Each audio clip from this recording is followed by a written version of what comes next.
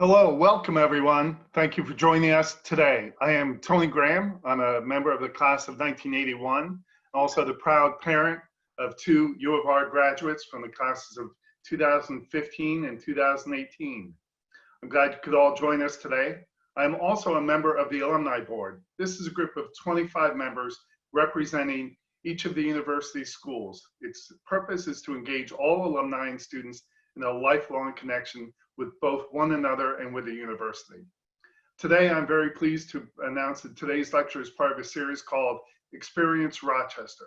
This exemplifies the university's commitment to lifelong learning and features topics and speakers unique to the university. We have a great number and wide range of registrants with us today. I think we've got over 1,000 registrants. We have those dating back, I believe, as far as class of 1946, all the way to today's students. I also want to welcome those who are going to be viewing the session on YouTube and on Facebook. We have a couple of tips before today's webinar begins. These are Zoom tips, which I'm sure everyone is getting familiar with. A, if you would like to ask a question, please submit it through the Q&A function that is located at the bottom of the screen. B, if you would like to view this session with closed captions, click on the CC button on the bottom toolbar and then select Turn on Subtitles. And if you are having trouble viewing the webinar, we have a phone number that was included with the email, and you can listen in if you are having trouble with the video. With that said, I would like now to introduce today's lecture. Today, we are joined by a panel of experts from the university's medical center who are doing groundbreaking work to help us treat, track, and prevent COVID-19 from spreading. Steve Dewhurst, Vice Dean for Research of the School of Medicine and Dentistry, will moderate a session and will introduce our participants. With that, I want to thank you all once again for joining us, and I'll turn it over now to Steve. Thank you, Steve. Hi, thanks very much, Tony. Welcome everybody. I can see the little clicker at the bottom. We're still having participants join us, but we're around 460 people. So that's really terrific. And we're really pleased to have so many people joining us today. We have a fantastic panel of really great experts. That's not me, that's everybody else. I'm the chair of the micro department in addition to my other roles that Tony mentioned. So this pandemic is very much sort of in the wheelhouse of what my department studies, but also what we've studied for decades in the infectious diseases division here at the U of R and in pediatrics as well. So as many of you may be familiar as alumni and friends of the university, we have a long history in infectious disease research that's really been immensely impactful and successful. That includes the development of the Haemophilus influenza B vaccine that really led to the virtual elimination of a major cause of childhood meningitis, a disease that was prevalent 30, 40 years ago is essentially gone. And that's thanks to the work of University of Rochester scientists. It's also true that the human papillomavirus vaccine has its roots here, and that's the first vaccine against cancer. And that again is really making an enormous change at the global level, protecting women's health across the globe. So those are examples of vaccine technologies that have been developed here, very germane to the current situation where we're talking about a global pandemic of a novel virus, this novel SARS-2 coronavirus.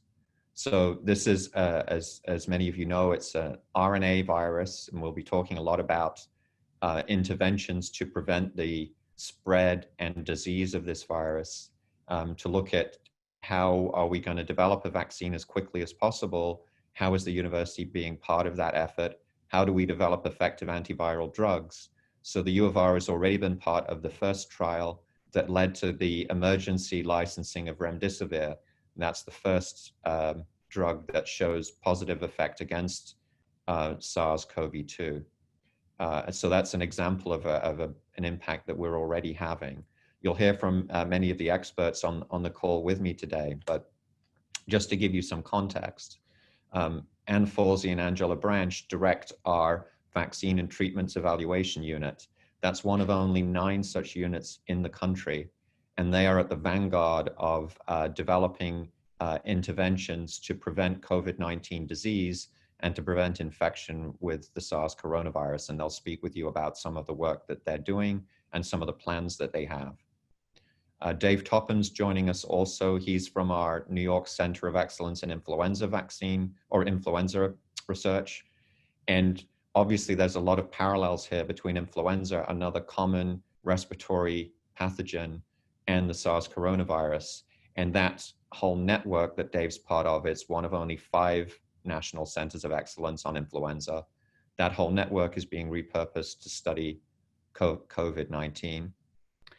We have another network that's very involved also in the infectious disease division. That's our clinical trials unit, really focused on HIV. But again, given the nature of this global pandemic, that whole research team is being repurposed nationally to focus on COVID-19 interventions. And then Nana Bennett will be joining us, and she's involved with the New York State Emerging Infections Program. And Nana's really an expert in public health and community partnering. And as we think about COVID-19, that's really one of the most important aspects. Dave and Angela will speak with you about where are we going in terms of new treatments and new vaccines.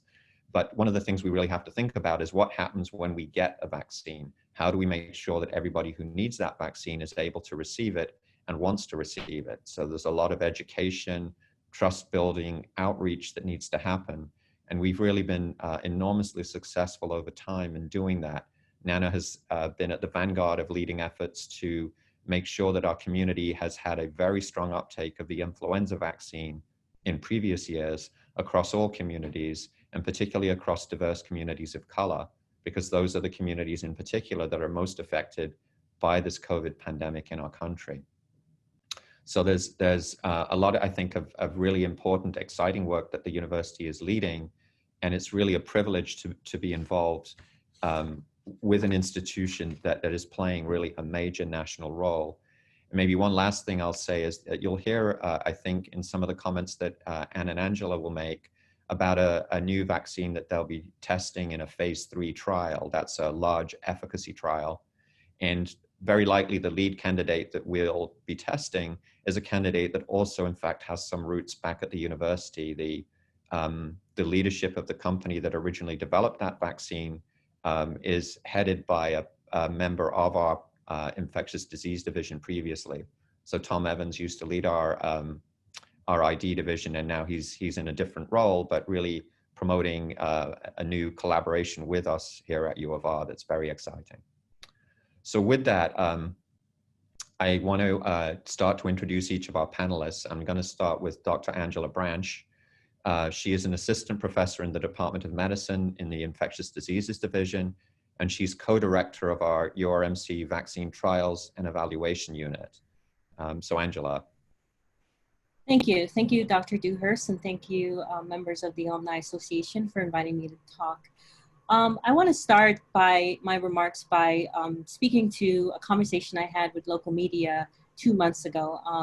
They really shifted focus to start to ask about research and how research was being pivoted to address this global pandemic.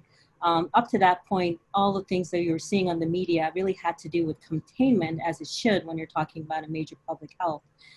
So the local reporter asked me, what will research do? How will research be changed or enacted to help in this pandemic? And I said it was really going to be a 3-pronged approach. First, we were going to try to understand COVID-19 as a disease, where communities it's affecting, how it's affecting the body, something we call pathogenesis, how the body is defending itself against it. And that understanding would be needed in order to really inform treatment and vaccines.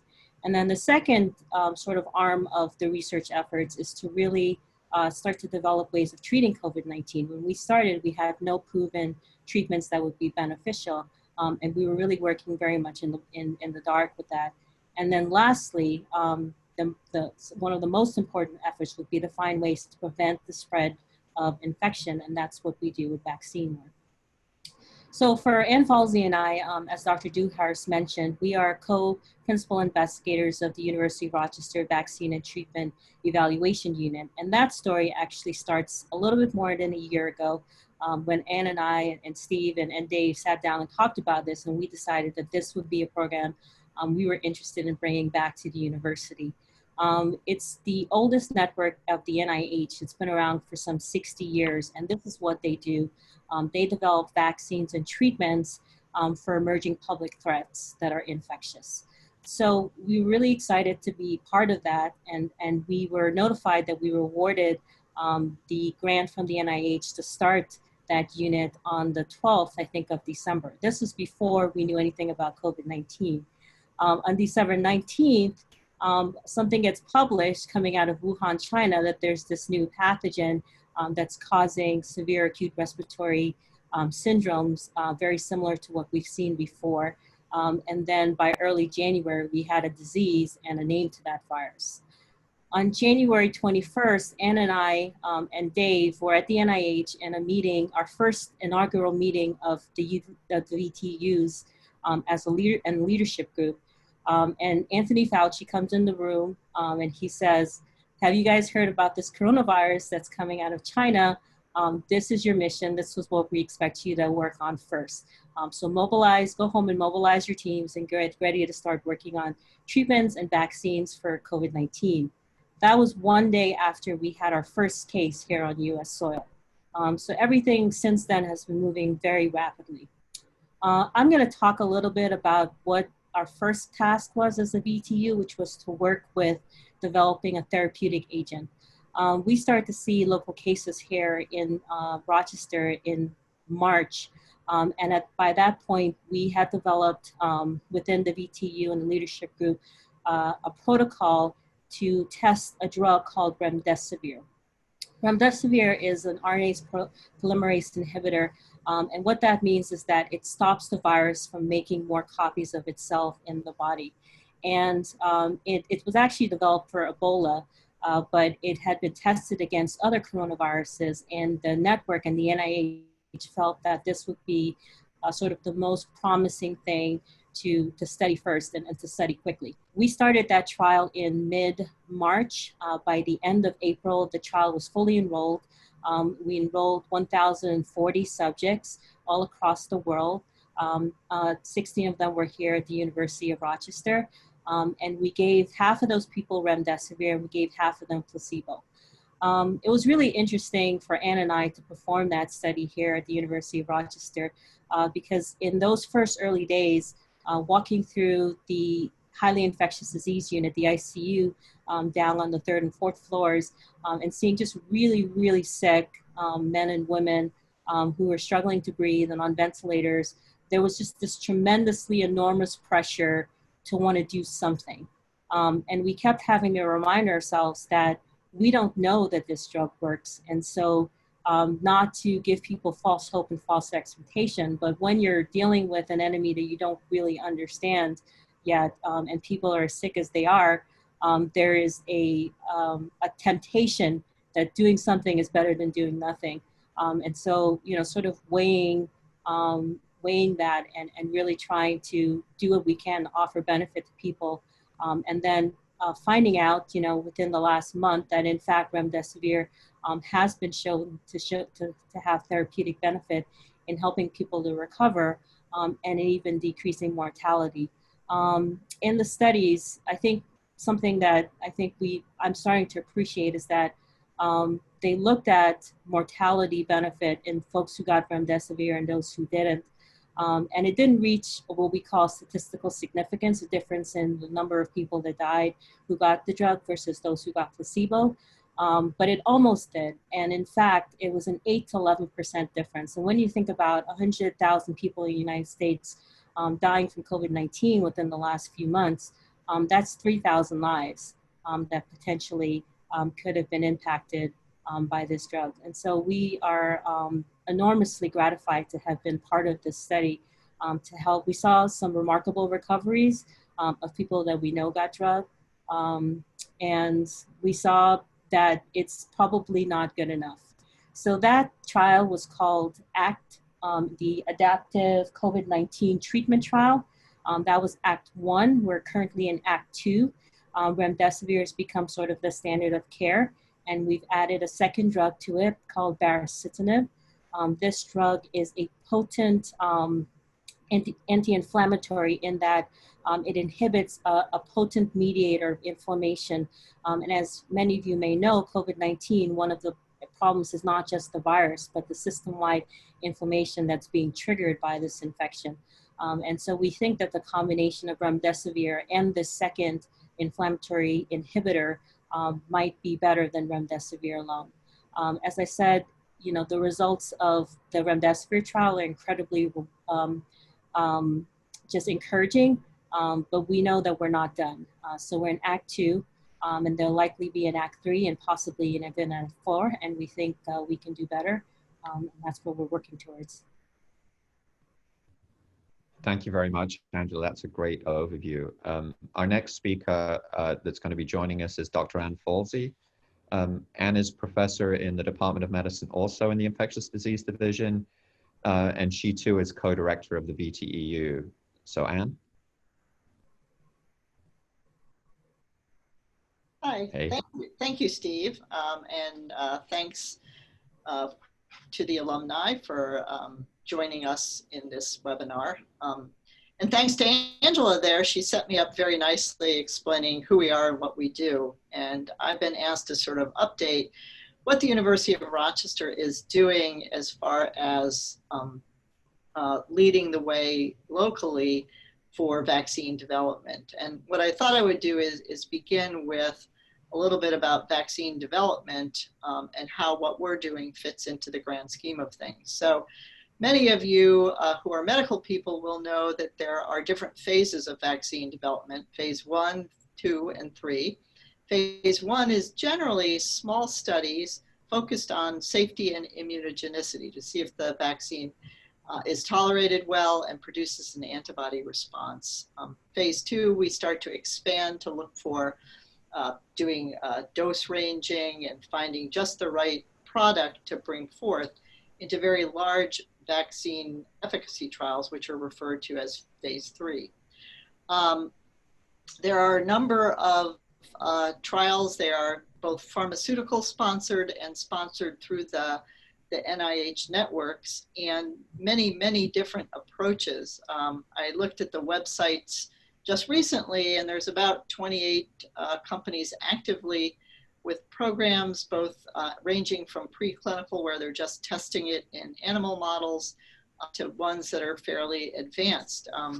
They range from RNA vaccines, DNA vaccines, recombinant, adenovirus chimpanzee vaccines, DNA, traditional protein-based vaccines. Most of the vaccines currently are focused on developing antibody to the spike protein, which is one of the major surface proteins of the coronavirus.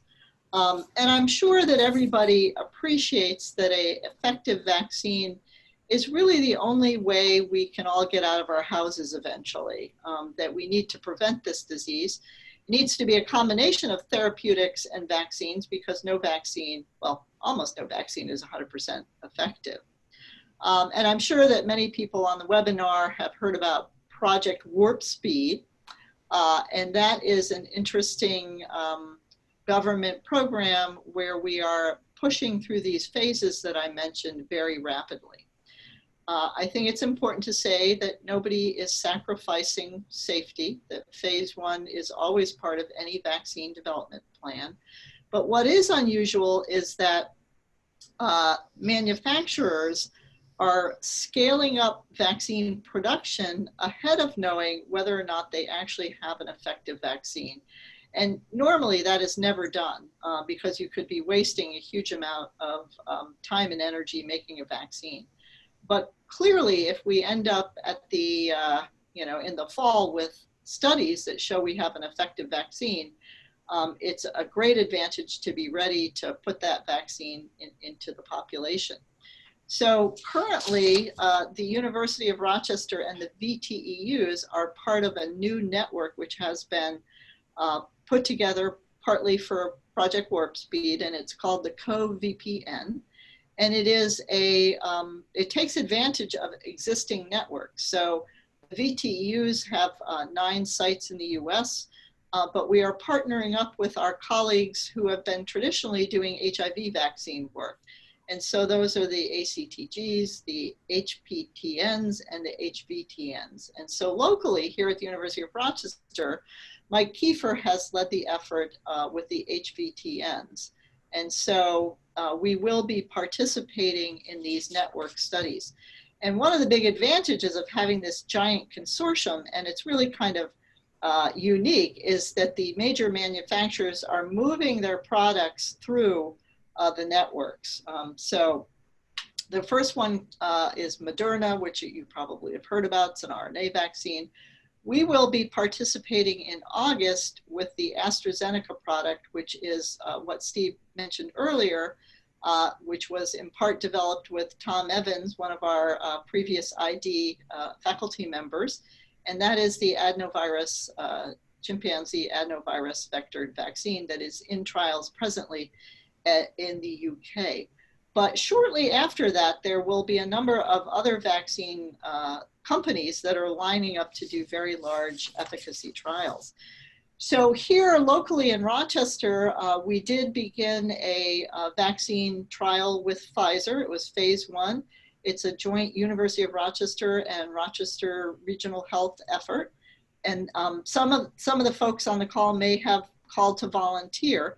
And that's really great. We need young, healthy people and healthy older people to participate in phase 1 trials. But as we move through the trial, the phases, we will be reaching out to many members of the community and high-risk people with underlying conditions, as we start recruiting for the efficacy trials. And as mentioned, it is very important that we get people from diverse communities, people of color to volunteer for these trials, since we want to make sure that we have a vaccine that is good for everybody.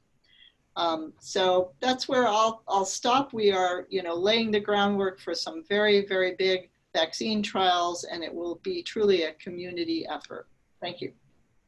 Thanks very much, Anne. One thing I should add, both Anne and Angela are directly involved in patient care in this crisis. So it's a very unique perspective that they both bring, both the research perspective and the direct care. So anyway, want to next introduce Dr. Nana Bennett. Nana is a professor of medicine and public health sciences. She's also the founder and director of our Center for Community Health and Prevention, and she is the co-director of our Clinical and Translational Science Institute. Nana? Thank you, Steve. And thank you to all of you for joining us today. It's really a pleasure to discuss this very complicated health issue with you and to talk about all different aspects of how the university is approaching COVID-19. As Steve mentioned, we in the Center for Community Health and Prevention try to marry research to community service. And that means that we do a lot of work with community partners. We try to really bring the voices of the community into the medical center and also take the expertise and resources of the medical center out into the community. As soon as this crisis started in Rochester, we knew that we would need to step up and to work with the community very closely. That meant initially working with the local health department to really track the epidemic in our community.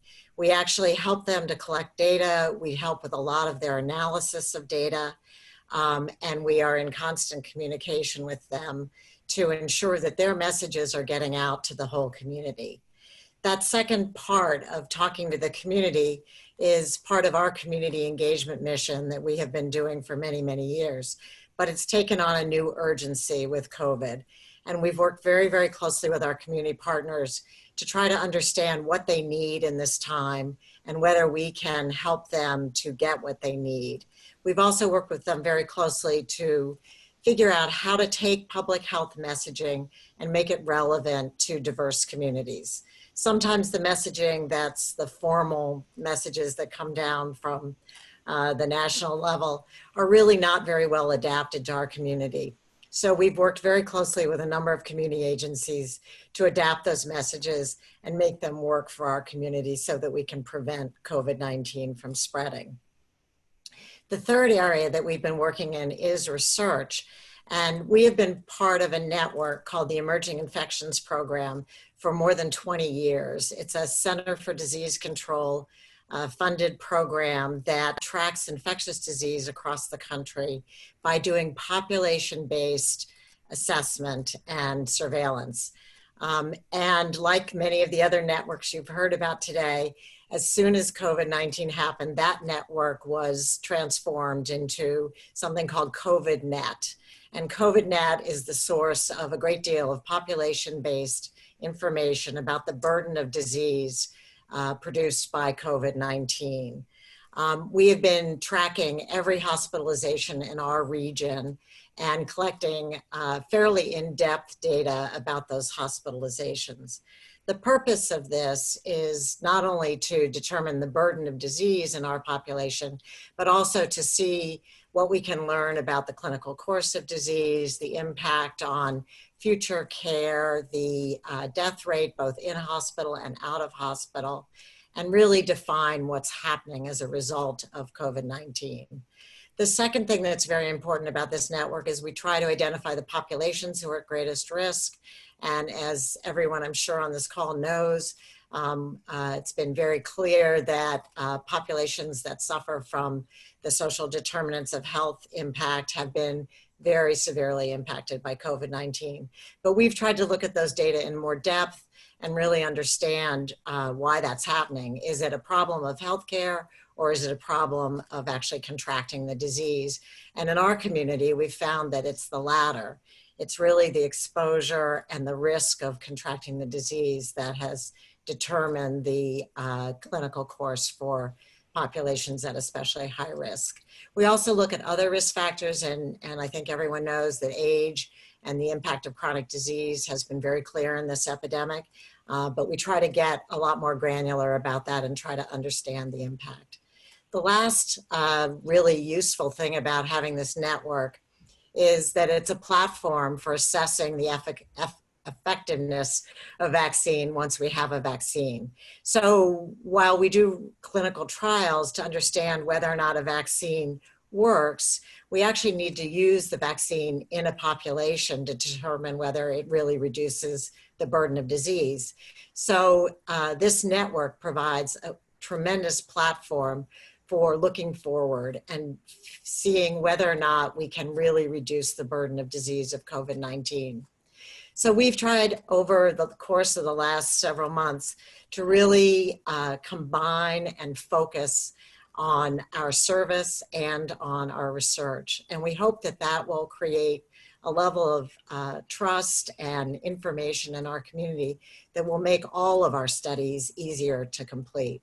And we work very closely with all of our investigators across the institution to try to make this happen and to ensure that we can recruit diverse populations and really understand the impact of our interventions. So thank you. Thanks very much, Nana. And our final panelist is Dave Topham, Dr. Dave Topham. He's the Marie Curran Wilson and Joseph Chamberlain Wilson Professor in the Department of Microbiology and Immunology in the Center for Vaccine Biology and Immunology. He's also the director of our New York Center of Excellence, Influenza Center of Excellence, and the new director of our established, brand new Center for Coronavirus Research. So Dave will tell us a little bit more about that. Dave. Good afternoon, everyone. Yeah, so I'm the lone PhD here, I guess in addition to Steve, but I'm trained as an immunologist, known best for studying influenza, but also other respiratory pathogens. And so we've got several different studies ongoing to try to understand how the immune system responds to this virus and eventually how it responds to vaccination. One of our first studies is to look for pre-existing immunity in people that have not yet been exposed to the virus as a means to find out whether or not we can determine populations who may be at more or less risk of infection and disease. The second study that we've got ongoing is looking at people with acute infection to try to understand correlates of severity with the immune response, and also to gather information about, what does a successful immune response against this virus look like? Because we can use that information to inform whether or not our vaccines are producing the same kind of response. Ideally, you want a vaccine to essentially give you the beneficial response that a successful response to infection does. And we're doing these studies here in Rochester, but we recently got funded to do surveillance studies for COVID-19 and influenza in the Southern Hemisphere. This was part of the SEERS network. So 5 centers got together and put in a single proposal. We have sites in Australia, all 3 major cities, and in Vietnam. And so we will be conducting surveillance for these viruses and studying immune responses over the course of their flu season, which of course is during our summer. So combined, we're going to be gathering a lot of samples, a lot of information, and we should have a pretty good handle on how the human immune system responds to these viruses. Now, I'll say a little bit about the Center for Coronavirus Research. So, you're talking to a small number of us here today who are doing coronavirus research, but really there's many investigations going on in different labs across the university, not only in the School of Medicine, but also on the River campus in arts, sciences, and engineering. And so as a way to coordinate all these different efforts and look for ways we can develop synergies among our researchers, we thought it'd be best to have a single center that can be a resource that researchers as well as the public and our alumni can go to find out more about what research is ongoing, and again, try to hook up investigators who might benefit from each other's knowledge and technologies. And that is literally just started last week. So we're hoping it's going to be a tremendous success.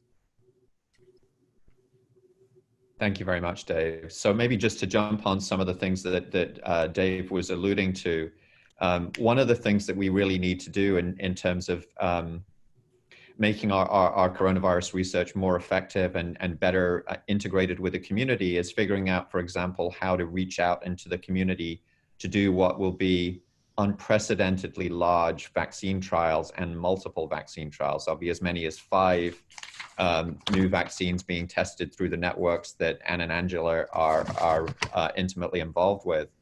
And we'll be enrolling probably 1,000 people at high risk for acquiring COVID right here in Rochester in the next couple of months. There's all sorts of challenges with that and things we need to put in place. That includes, for example, the research pharmacy. How do you make that number of doses of a vaccine quickly? How do you make sure they're provided out? It includes, how do we reach out into the community?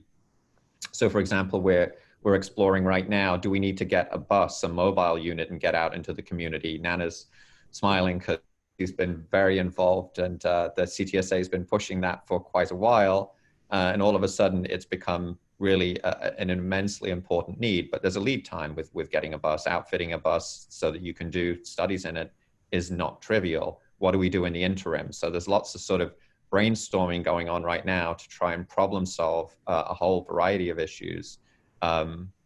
One of the things that came up on the chat, and I think is really central to this whole discussion, is, do we know that immunity to COVID will confer long-lasting protection?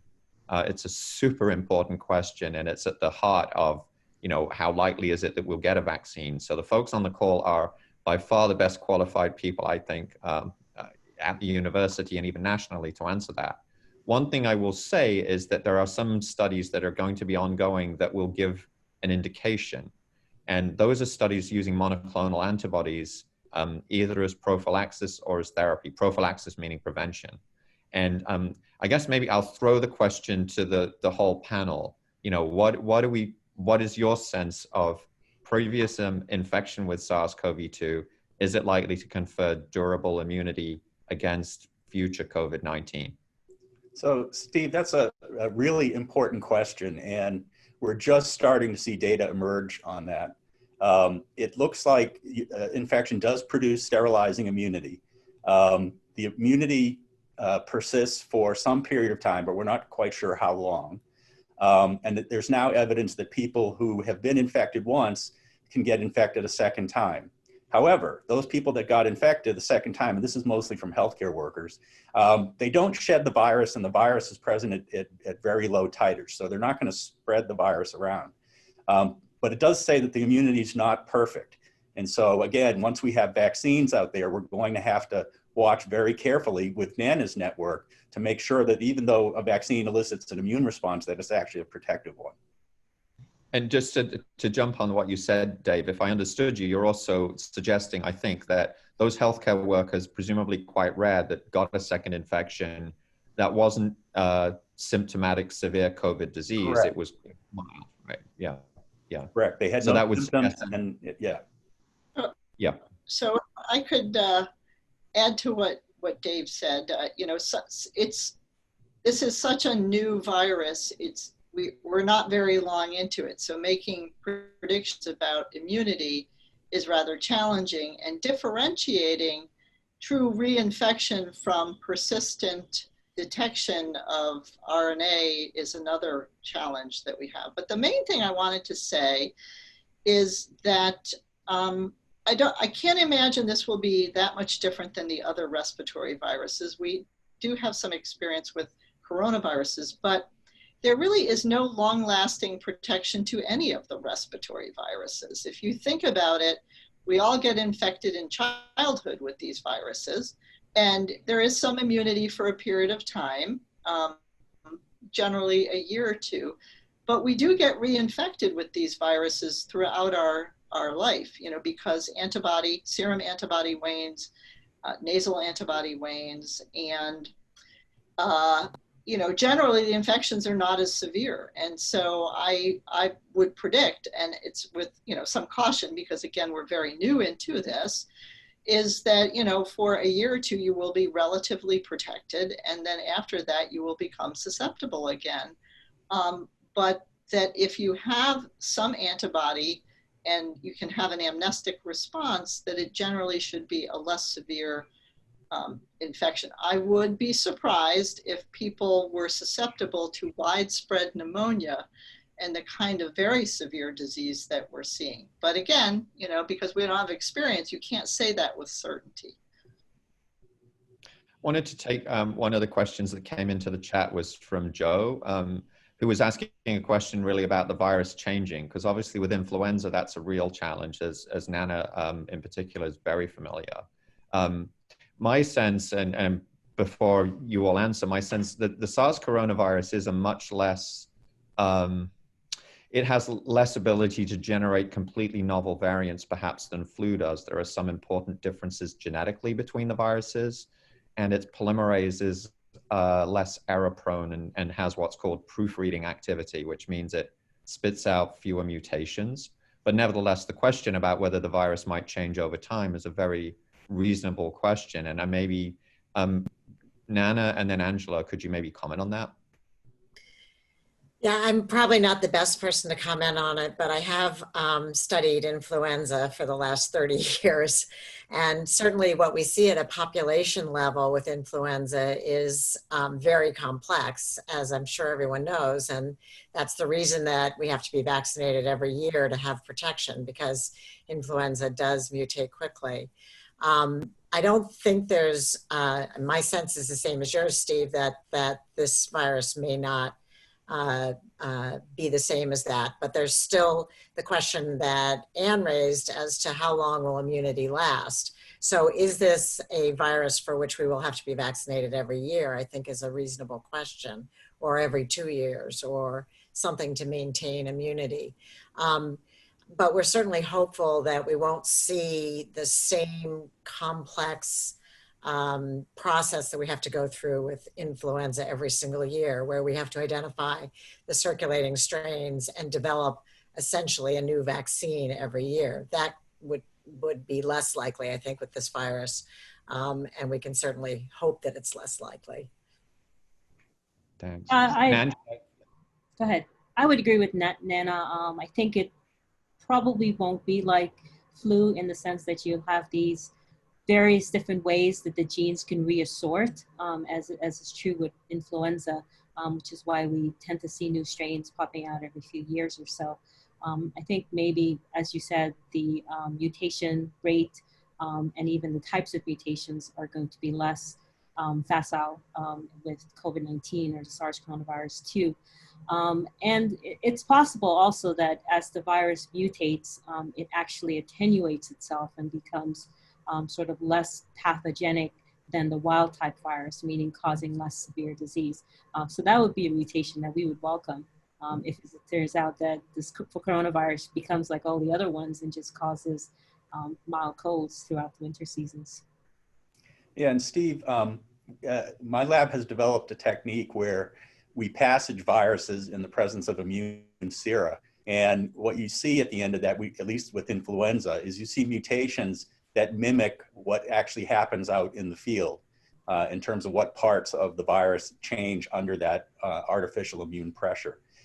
We're conducting those experiments right now. Again, I'm sort of expecting not to see a whole lot of change because coronaviruses are known to be fairly stable, as you mentioned, but we want to do the experiment anyway. Yep, thanks. There's a question from David asking if one wants to volunteer for vaccine testing, how do you participate? That's probably something we should be sending out a little extra info from our friends in advancement, but I didn't know if any of the folks on the panel wanted to respond to that too. So, because I think it's probably many people on the call would be interested in participating in some way, and how do they best do that? Angela, can you describe the landing page? Sure. So as Anne mentioned, we're most likely going to be launching a large phase 3 vaccine study towards the end of July. That means we have to actually start recruiting subjects for that now. And it will involve, between our network and the HVTN that Mike Kiefer is leading, about 1,000 subjects here in Rochester is what we think. And so we really would like as many people to volunteer, healthy people, people who may have some underlying medical conditions, but they're very well controlled.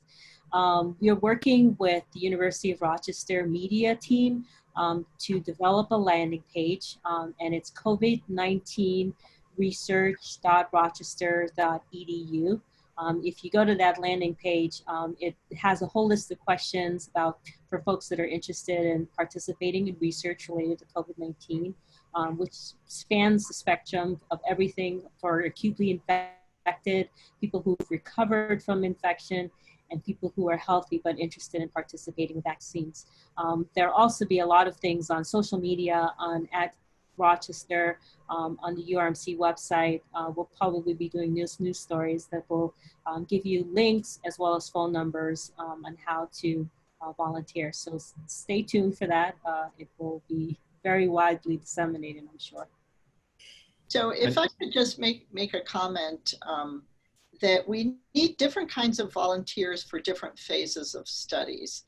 And while we wish that nobody was at risk for getting coronavirus, when we get into the big phase 3 efficacy studies where we're going to be recruiting 1,000 people, we particularly would want to enroll people who are, unfortunately, by what they do or where they live, at risk for contracting the virus. So we will be reaching out to first responders, police, healthcare workers, potentially teachers if they open the schools, daycare workers, retail personnel who, by the nature of their jobs, they come into contact with the public. So just to keep that in mind for anybody listening, if you fit into one of those categories. Thank you. Yeah, and I just wanted to also accentuate that there are a lot of studies going on at different stages. So if you, for example, have been exposed to COVID-19 and are interested in entering a study, or if you have COVID-19 and have mild symptoms, or if you are in the hospital and have COVID-19, there are studies at every stage along the continuum, and we are actively recruiting for some of those studies.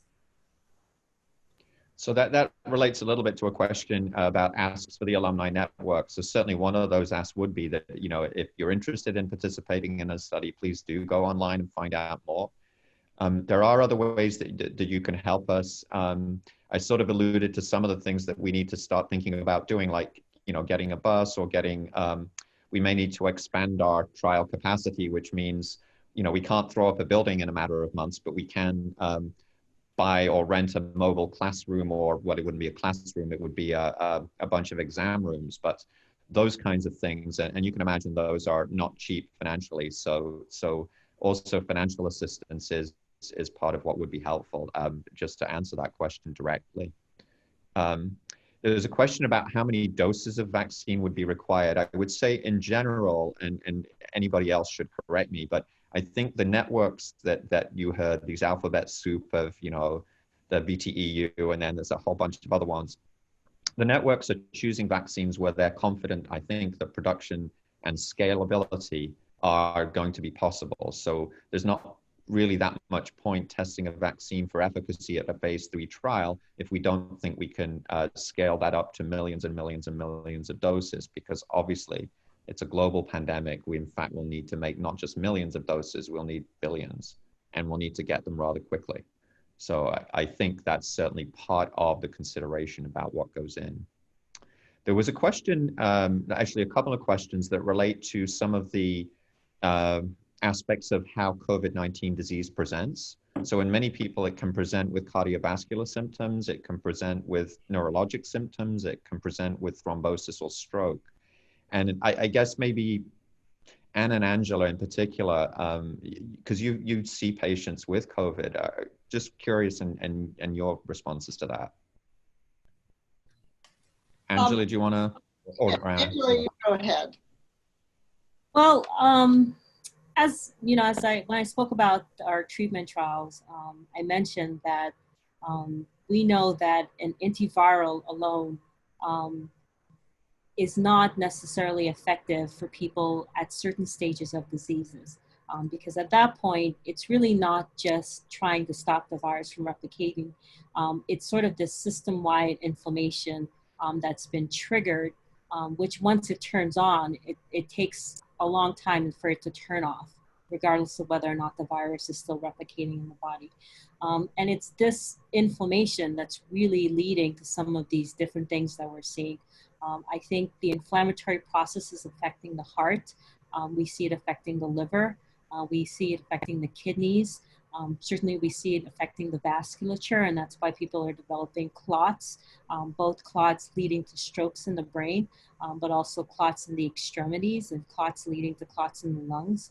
And I think that figuring out a way therapeutically to intervene at that part of it and stop and turning off that inflammation is really a major priority for our network. And I think for anyone who's sort of seeing patients and involved with their care. In the ICU, they're doing lots of different things that we know to do for patients who are inflamed from other things, other viruses.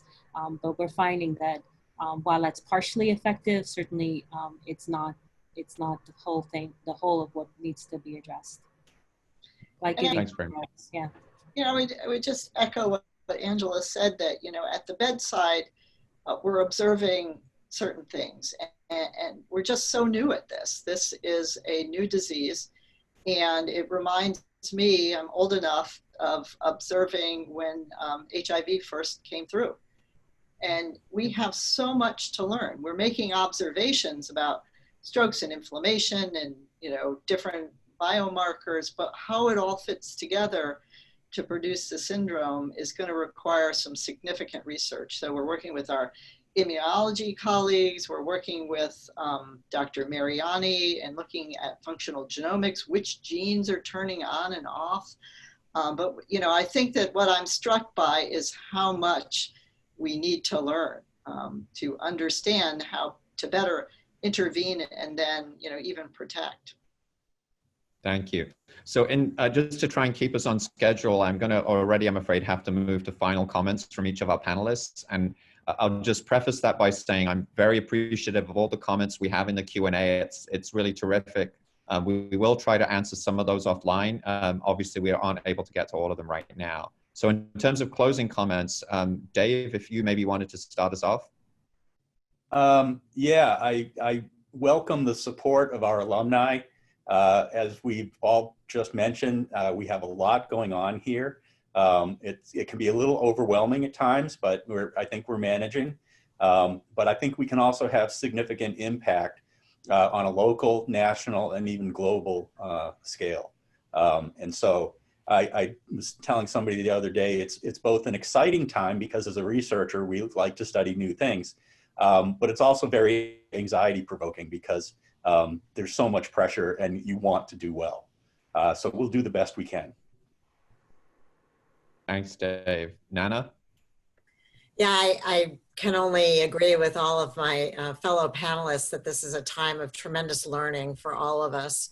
And I think for communities at large, it's a time of tremendous learning. And I think that we could not have predicted exactly how this pandemic would play out in our communities. And we're seeing it change every single day. And I think the really wonderful thing is that it's made people realize we're all in this together, and also that science is critical to our moving forward. You know, there's a lot of debate about science, anti-science, whatever. I think that in all honesty, this epidemic puts those debates down and really shows us that we have to have good science and we have to support science, and that science is key to our survival. And I just am really happy that the university has created an opportunity for us to talk to alumni and community members about science and why we think this is such a critical endeavor at a time of such huge uncertainty. Thank you. Anne? Yes, I would echo again some of the comments that I've heard that, you know, I've said to people who comment, it's either a really good time to be a respiratory virologist or a really bad time to be a respiratory virologist. But I'm very, very proud of the work that we and our colleagues at the University of Rochester are doing. And I'm very acutely aware of the gravity of the importance of the work that we're doing. And so I hope people will be patient with us as we work through as much of the science as we can. Thank you. Anne? Sorry, Angela? So one of the things that has really been paramount in my mind the last week or so, as Anna and I have discussions as to what's coming this summer, is how much we don't know yet about how this is all going to unfold. Which one of these vaccines will make it to phase 3, will make it through phase 3, will then be entered into populations. What's going to happen with COVID-19 infections in the fall? And in the winter, will we have second surges? Will it go away? Will the virus attenuate? There's so many unknown questions. And the daunting thing is thinking that as hard as the last 3 months have been challenging, I think both professionally and personally for all of us and for our entire community, we have another year of this. So I've been thinking about how you do another year of this. And I still don't know. But I do know that once we're on the other side of this, we'll be really proud of the work we did here at the University of Rochester. Thank you. I think that's a great point to make, Angela. Just, you know, I think there is a sense of purpose. You know, Dave mentioned that many labs are working on COVID here, and it's a big change. You know, lots of labs that used to work on something else have switched over to COVID because there's such a desire to make a difference, to contribute in a positive way. And I think, you know, that includes being a volunteer in a vaccine trial. It can include any number of things, but that sense I think we all share of wanting to make a positive difference, have this pandemic be resolved and really save as many lives as we possibly can. Those are fundamentally important. And as Nana said, I think that appreciation that we have for medical research and for science, for education, for understanding, for knowledge. Those are, I think, some of the really important lessons, you know, that the lessons about what do we think about another pandemic in the future, because it's pretty clear that if COVID can happen, it could happen again, and we need to be better prepared going forward. And I think that's one of the other lessons that I think we'll be taking away from this pandemic. So I think with that, maybe I'll turn it back to Tony for some closing remarks. Tony? And it's only Tony's camera. Thank you very much, Steve. Thanks to two groups here. First of all, to the panelists. It was a wonderful and informative session. As someone said in the questions, you rocked, so well done. Very, very enjoyable. Second, to all the participants here, great questions. I was reading them as we were going along, and really just great to have such an engaged and knowledgeable audience. So thank you all panelists as well as registrants. If you would like to learn more about the Center for Coronavirus Research, there's going to be a link, and it's coming up right now, I believe, that you can click on, and that will redirect you to a site where you can learn more about the Center for Coronavirus Research. Finally, today's program is only one in a series. We've got the next version of the Experience Rochester webinars on June 18th. That's Thursday, June 18th, also at 12 o'clock. This almost seems like a nice segue into that webinar, and that's going to be on COVID-19 and the brain. It's going to feature two professors, John Fox and Steve Silverstein. So hope you all will sign up for that. I think if you enjoyed today, you're certainly going to enjoy that one. That's it. I think we're right on time. So thank you all. And thank you once again to the panelists.